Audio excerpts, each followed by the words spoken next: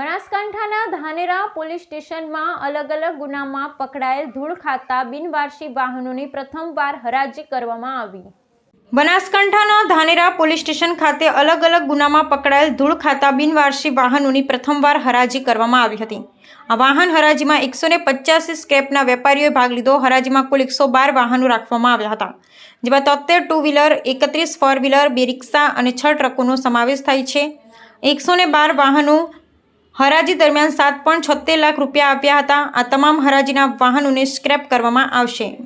આજરોજ બનાસકાંઠા એસપી સાહેબ, થરાદ ડીવાયએસપી સાહેબ અને ધાનેરા મામલતદાર સાહેબના નોટિફિકેશન આધારે કુલ 112 વાહનોની ધાનેરા પોલીસ સ્ટેશન ખાતે હરાજી કરવામાં આવેલ છે, જે હરાજી ધાનેરામાં પ્રથમ વખત થયેલી।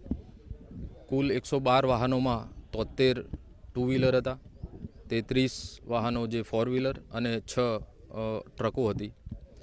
આ જે વાહનો હતા જે પોલીસ સ્ટેશનમાં વર્ષોથી પડેલ હતા, જેના કોઈ આજ સુધી કોઈ માલિક આવેલા નહોતા, જેથી ટુ વ્હીલર, ફોર વ્હીલર અને ટ્રકોની આજરોજ હરાજી કરેલી। કુલ 185 હરાજીમાં વેપારીઓ આવેલા હતા અને એ હરાજી દરમિયાન 7,76,000 રૂપિયાની કિંમત ઉપજેલ છે, જે સરકારશ્રીમાં હેડ મુજબ જમા કરવામાં આવશે।